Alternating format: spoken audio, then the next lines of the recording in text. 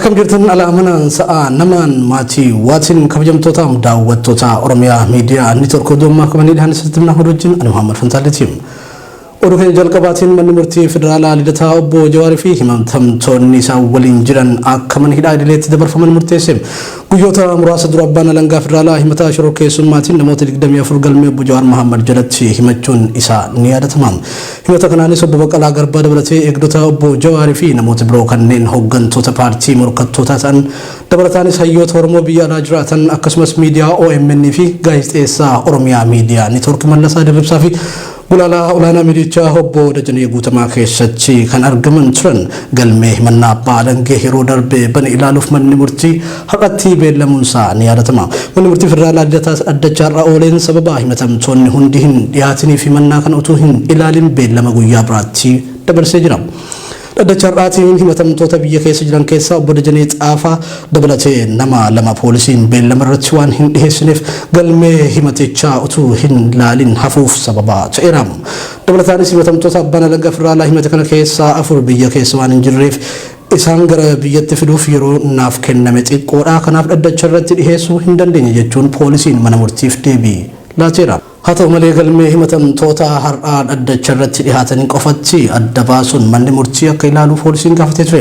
Yeroo kanas abukaatonni himatamtoota galmeen obbo Dajanee Xaafaas himatuma kana jala waan jiruuf qofatti hin ilaalamu jechuun yaada dhiheessaniin galmeen utuu ilaalamin dhaddacha akka goolabamu ta'e jechuun abukaatoon hidhamtoota siyaasaa Dr. Tokkummaa Dhaabaa OMN itti maniiru.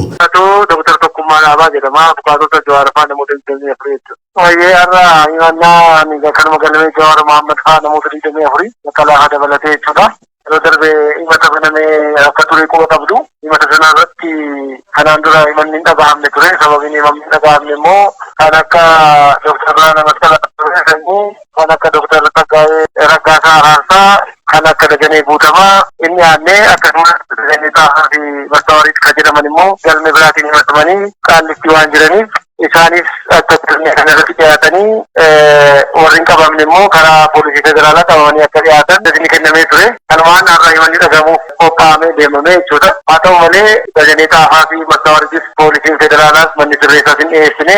Kanneen Birhaanuu Masqalaa Abbabaa fi Dr. Tsaggaayee Raggaasaa Dajanee Guutamaa immoo ilaalchisee poolisiin federaalaa annaa kennamne guyyaa gabaabduudha. Guyyaa gabaabduu kana keessatti argadhu qabu hin barree qabee dhiyeessuu danda'u jedhu ibsa kennuu hin danda'u waan ta'eef beellamni dabalataa naafaa kennamu jedhee iyyata dhiyeessee jechuudha. Gama kanaan kuni kanaan ta'eetoo jiru gama abukaatotaan immoo tokkoffaa poolisiin federaalaati manni sirreessaa Dajanee fa'aa dhiyeessuu otoo qabu beekaa ajajameetoo jiru otoo beekuu dhiyeessuu didee galmee mishaafaa irratti akkasuma manni murtii ajaja mana murtii fudhachuu didaa jiru poolisoonni kun beekaa mirga dahanii dhagahamuu keenyan weelaa ittisuuf kan godhamaa jirudha. Kanaaf manni murtii akeekkachiisootiin ajajatti nuu kennu warra ammoo biyya alaa jiru jedhame poolisiin abbaan alangaa mataansaa iddoon jirreetti jedhee yoo irratti barreesseetoo jiru kun sababatti hin beellamne yeroo itti jijjiiramu ta'uu hin qabu. Jarreen kun biyya alaa akka jiru beekamoodha. Abbaan alangaa ni beekaa, poolisiin ni beekaa, dafee hatattamaan ibsa kennuu otoo qabu beekaa lafarraa harkisaa jira waan ta'eef beellama gabaabaa keessatti kanarratti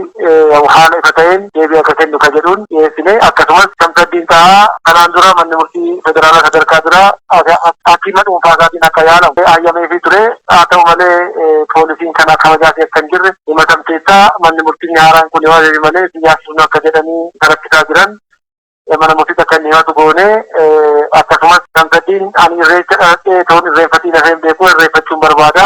Poolisiin naa ramadamee akka inni irreeffatu akka naaf fayyifamuuf jedhu gaaffii dhiyeessee ture.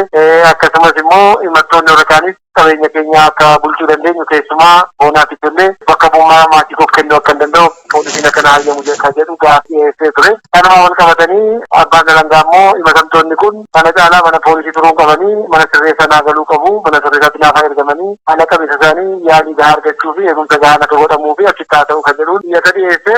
Akkasumas Dajanee Xaafaa himata kanaan dura irratti himatamee qaallitti hidhatan himata fonqolcha mootummaa irratti raawwachuuf turtan jedhee himatamanii mootummaa galagalchuuf yaaddanii kan jedhu sana ammoo himata shoroo keessatti jijjiiranii isa sana himata duraa cufneerraa galmee kana irratti qofaanuu faayidaan muka jedhu iyyata dhiyeessanii jiru. Akkasumas ragaa nama 446 dhiyeessanii isaan kanayyuu eegumsa addaa godhamee fi asuma kanaan dura eegumsa addaa jalatti kana jechuun yookaan dhokatanii yookaan fuula isaanii haguuggatanii akka ragaa bahuu danda'an eenyummaan isaanii akka himatamtootaaf hin dhiyaanne kan taane ka jedhu abbaan alangaa iyyata dhiyeeffatee jira. Maanni murtiis kana hundumaa walitti qabee galaalee booda isa isaan irratti boodanitti deebi'aa ka jedhuuni waa'ee qabiinsa isaanii ilaalchisee namni kun egaa himatamanii ka'anii kanaa booddee sababatti waajjira poolisii turaniif hin qabanii gara mana sirreessaa dhahaa dhaqani ka jedhuun jala murtii kenne.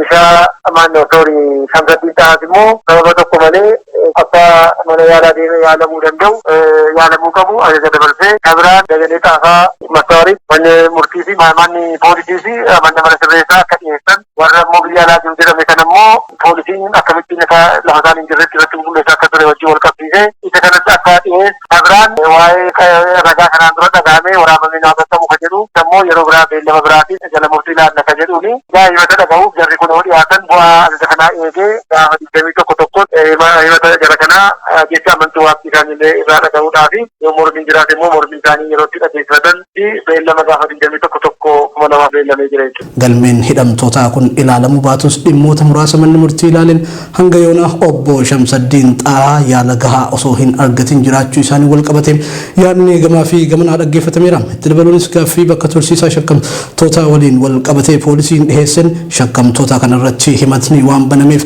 mana hidhaa idileetti akka dabarfaman barbaanna jechuun gaaffii poolisiin gaafatee ture. Abukaatowwan hidhamtoota ammoo himatni banamuu jechuun yakkamaa ta'uu waan hin taaneef jarri kun ammas bakka fayyummaa isaaniif gaarii ta'e akka tursiifaman gaafanna jechuun yaada dhiheessan.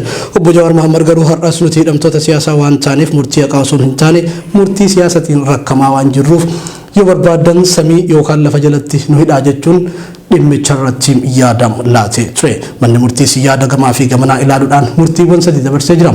Obbo Shamsaddiin Xahaa mirga yaala fayyaa gahaa ta'e argachuu waan qabuuf ammas akka eegamuuf yeroo itti aanutti obbo Dajanee Xaafaa himatni duraan isaan irratti baname kufee amma galmee shororkeessummaan waan himatamaniif himatamtoota kana waliin bakka beellamatti akka dhihaatan himatamtoonni kun mana hidhaa idileetti akka dabarfaman jechuun murtii erga laatee booda galmee himata abbaa alangaa kana ilaaluuf gaafa 21 duwwaa 1 bara 2013 beellama kan biraan qabatee jira.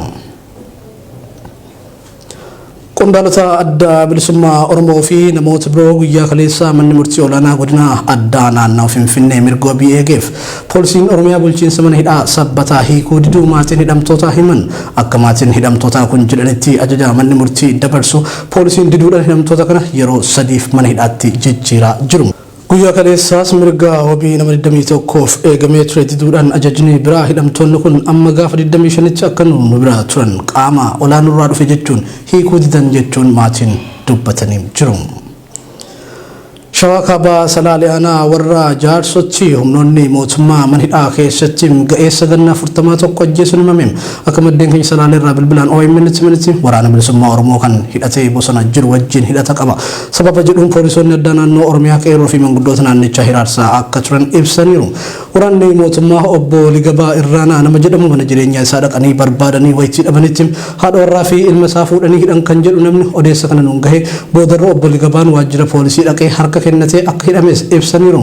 Borumtaasaa garuu mana hidhaa keessatti haadan uf ajjeese sababa jedhuun reeffa isaa maatiif kennan jedha madda keenya kun. Salaalee aanaa warra jaarsoo jechuudha. Naannoo sanatti inni dafee bosona jiru.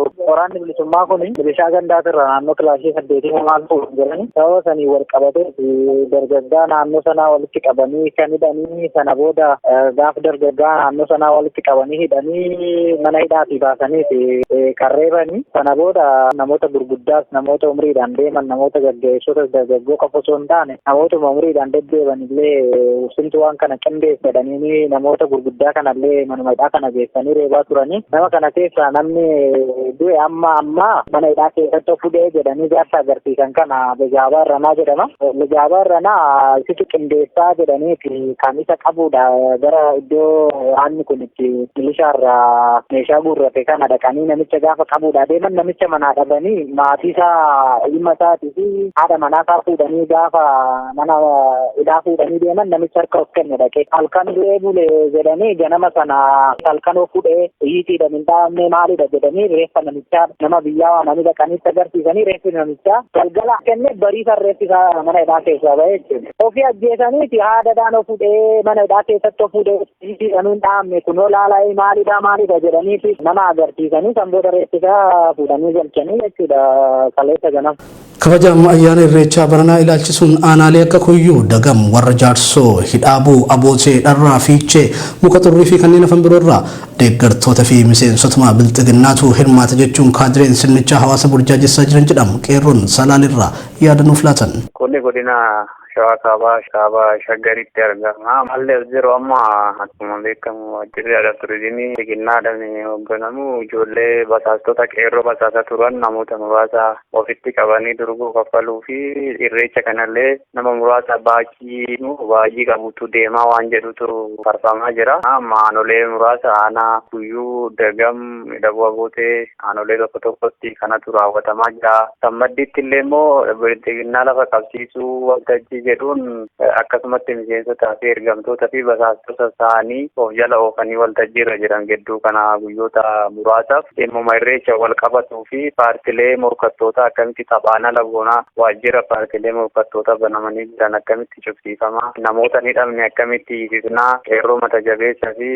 ijoollee paartii morkataa keessa jiran mata jabeessa jijjimoo ta'an akkamitti taphaana lagoonaa waan jedhu irratti aanolee akka Dharraa, Hidhabuu, Abootee, Fiichee, Jaarsoo dabalatee Kuyyuu dabalatee Dagam aanota godinichi qabu keessatti gocha kanatu deemamaa jira. Kan cinaatti immoo hidhaanii fi reebicha mallee bifa haaraadhaan ergi Haacaaluun du'e geggeeffamaa jira. Gabaasni ka Usmaan Baayyoo ture ajjecha artist Haacaaluu Hundeessarraa kaasee magaalaa Ciroo keessatti hidhaa reebichaa fi saamicha dabalatee waraana mootummaatiin uummata irratti raawwatamaa jiru cimee itti fufee jira jedhuun jiraattota keessaa namni OMN dubbise akka himutti magaalaa Ciroo keessa ajjecha artist Haacaaluu Hundeessaa booda namoonni 500 ol waajjira poolisii duwwaa tokko keessatti hidhamanii dararamaa jiraachuu maddi keenya kun hidheera. Namoonni hidhaman baay'achuu irraa kan ka'e manni hidhaa guutamee mana nama dhuunfaatti nama hidhaa jiraachuu himuun hidhamtoota kanneen irra jireessan mana murtiitti dhiheessaa kan hin jirre ta'uus ibseera. Godina Dargee Lixaa magaalaa Jirooti. Haati naannoo Baamaa keessa jiru ba'aa fi rakkoon akkuma biraan itti fufetti jira. Biyyattii waraanumaan bulchutti jiranii mana hidhaa jiru guutamee mana namaa kireessanii sanitti nama gurguranii namni qeerroon achi keessa jirtu waa fi kanaafuu ciisuu miti utuu taa'uun nagara waan achi keessatti maa jirti ilmaan namaa jeetti jiran kun ammaan kana. Nama 508 amma hidhaa jiran maan kana. Kan mana murtiitti dhiyeessanis ragaa isumaaf irratti waan godhanii mana murtiitii miti akkanuma qabanii ta'anii habadii qabu habadiin qabnes qabaniituma nama hundi akkasumatti waliin jajjaanii waajjira qofa itti hojjijjiiranii ta'anii waraanaan marsanii eeganii nama kanaaf jabaatanii habadii qabuuf kaan illee namni ilaalu hin jiru jechuun namni akkanumatti qoonfoon illee dhumatu jira maatiin takka takka obbaa fuutee deebisee dhalallee hidhaa jirtu si qoranne jaanii mana hidhaatii baasanii bakka biraa geessanii taratti itti hojjijjiiranii namni akkasitti waan akkasiisanillee hojjetaa jira waraanni mootummaadha. Kanneen mana murtiitti dhiheessanis ragaa sobaa irratti barbaaduun gidirsaa jirus jedheera. Manhidhaa kana keessa qarreewwan hedduunis kan argaman yoo ta'u maqaa qorannaatiin bakka biraa geessanii gudeedaa jiraachuus jiraatan dubbifne kun ifoomseera. Kana malees waraanni kun naannoo mana baankiitti nama eeganii yeroo namni birrii fudhatuu fi kaawwatu saamaa jiraachuus madda keenya kun itti dabaluun addeesseera. Gabaasni kan Na'imaa Umar ture. Baha Oromiyaa aanaa Qarsaa Raddaa mataa qomaa jamuun beekamtu keessatti waraanni mootummaa sababii meeshaa waraanaa qabdan jedhuun dargaggoota hedduu hidhaa kan jiran ta'uu jiraatan gara yaada isaa OMN'f kenne tokko ifoomse. Waraanni kunneen milishaa gandoota baadiyyaa naannichaatti argaman fayyadamuun manneen hawaasaarra naanna'anii namoota nagayaa reebicharraan gahaa jiran kan jedhu namni kun haalli aanicha keessa jiru yaaddessaa ta'uu hime. Haalli marannaa sodduu yeroo yaachisaadha. Bulchaan Raddaatii fi Raddaa Sufyaan Shariifaa kan jedhamuu fi milishoonni Umar Shaafi Jamaal kan jedhamu Usmaan kan jedhamu milishoota akkanaa kanaan walirra yaa'anii nama doorsaa waan jiraniif irratti bakka hedduun haala nageenya Raddaa marannaa sodduu yaachisaa waan ta'eef akka isin miidiyaanis kaayyaa nu bira dhaabbattan isin jenna. Yeroon takka mana jirtu ala baatee gaara keessa akka bineensa bosonatti gaara galaa jirti. Akkasii bakka walirra yaa'anii fidanii makalaaqaadhaan ulaa dur dhaabbatanii ulaa si garsiisanii makalaaqaan namaa buufii cafaquudhaan meeshaa qabdaas kan ijaanii yaaddoo keessa galaa jirra. Kanaafuu haalli araddaa Maranaa Soddoo fi haalli Arbaa yaachisaadha. Qawwee qabdaa jedhanii kan Absalaam Jamaal Jaamuu mataa kana abbashatanii kanama sa'aatii 11 dhufanii akkasitti haala hammaataa keessatti irraa akka nu hirmatan isin jenna warra miidiyaatiin. Guyyuma dheengaddaatu namoonni sadii humnoota waraanaa mootummaatiin mana jireenyaa isaaniirraa butamuun kan reebaman ta'uu namichi dhimma kanatti dhiheenyaan beeku ifoomsee jira. Hidhaa fi dararaan waraana kanneeniin uummata nagaa irratti raawwatamaa jiru sababii hammaateef dargaggoonni araddootaanicha hedduu keessaa gara bosonaatti kan baqatan ta'uu odeeffannoon garasiin dhaqqabeem kan mirkaneessudha. Humnoonni raayyaa ittisa mootummaa Itoophiyaa araddaa Imaaraana Soodduu jedhamtu keessa faca'uun nageenya hawaasaa goolaa jiru.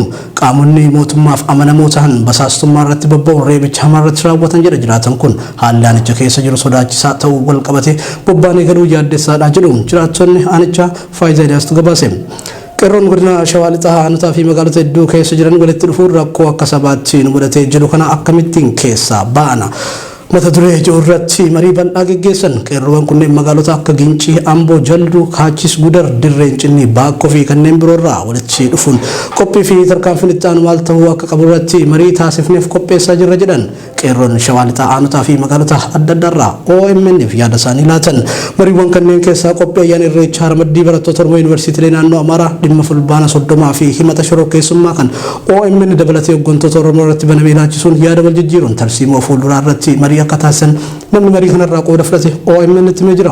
Godina Shawaa Lixaa magaalaa Amboorraa qeerroon bilisummaa Oromoo qophiiwwanii fi mariiwwan isaa magaalota hedduu keessattidha kan inni geggeessaa ture kanneen akka Gincii, Amboo, Jalduu, Kaachis, Gudar, Dirreen Cinnii, Baabbicha, Geedoo, Jaajjii, Midaaqanyii, Sayyoo, Baakkoo fi kanneen biroo keessatti wantoota 4 irratti gadi fageenyaan qophii xumuree jira. Tokkoffaa barattoota yuunivarsiitii naannoo Amaaraa jiran irratti, lammaffaa ayyaana Irreechaa ilaalchisee qophii maal gochuu akka qabudha. Sadaffaa hidhamtoota siyaasaa kanneen akka Jawaar Mohammadii fi hooggantoota biroo dabalatee himanni shororkeessummaa irratti banamee dararamaa jiran irratti yaadota tokko wal geeddaruudhaan maal gochuu akka qabu qeerroon bilisummaa Oromoo godina Shawaa Lixaa aanolee hunda irratti mari'ateera. Arfaffaa fulbaana 30 booda mootummaan beekamtii aangoo ittiin biyya bulchuu yookaan legitimate power kan jedhamu sana fixatee jira waan ta'eef isaa booda maaltu ta'uu qaba kan jedhu irratti mariiwwan hedduu geggeessee aanolee hunda irratti qophii xumuree jira. Doorsisa qaamota mootummaatiin abbootii gadaa Oromoo fi namoota ayyaanicha irratti hirmaachuuf deeman irratti taasifamaa jirus ni balaaleffannas jedhan gabaasni kan hordofaa Muhammadi. Magaalaa Jimmaatti kaadireen biltiginnaa hojii dhabeeyyii dalagaa hin qabneef carraa hojii isiniif uumna sababa jedhuun uummata callisiisuuf dhamaa akka jiran ibsame.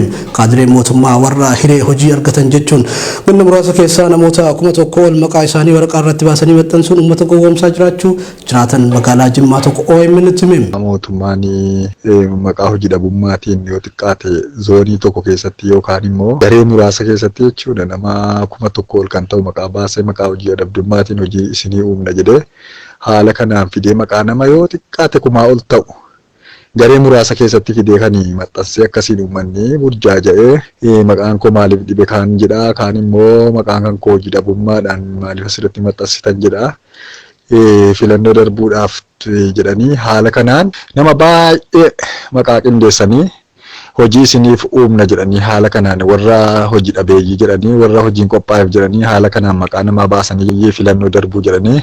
Mootummaan kun afaan faajjii uumee filannoo kana sagalee hatee mo'achuuf jecha diraamaa garaagaraa uumuun uummata tasgabbii dhoowwaa jira jedhan qeerroon Jimmarraa yaada OMN'f kennan gabaasni kanneen maamure. Oduu keenya xumuraatiin godina Baalee magaalaa Roobee keessatti dabballoonni mootummaa ayyaana Irreechaa irratti baay'inni namoota argamanii hamma mootummaan murteesse qofa ta'uu qaba jechuun olola dharaatiin hawaasa burjaajessaa jiru jedhame. Mootummaan namoota ilaalcha siyaasaa faallaa isaanii qaban jedhee amanuu hidhuun kanneen ofii isaatiif gurmeeffate aanota godinichaa keessa facaasuun gara biiroo aadaa fi turizimii godina Baaleetiin maqaa isaanii galmeessuun beekamtii laatiif akka ayyaanicha irratti hirmaatan gochaa jiru jedha maddi keenya Baalee Roobeerraa yaada isaa OMN bilaateen qeerroo fi qarree sabboontota ta'an adamsaa kan jiran yoo ta'u kanneen biroos doorsisarraan gahaa jiran jechuun dubbate namni kun godinicha keessatti poolisoonni akka malee baay'achuun nama reebuu fi dararuu cimsanii kan itti fufan ta'uu maddi keenya kun itti dabaluun ibseera gabaasni kan Faayidaa Iliyaastu ture. تلك وجدتها دعوة ترمي ميديا نتورك دون ما كمان دي هنك نجمعت نور دفعت بتاني دون سنة من سوجين كنتر محمد فنتالي تجمع جمع كاميرا في بلاد لي سوف سجاتين أبدي جماعة نجين تري كوبيلن أو إم من بروتي فوفو كورابلا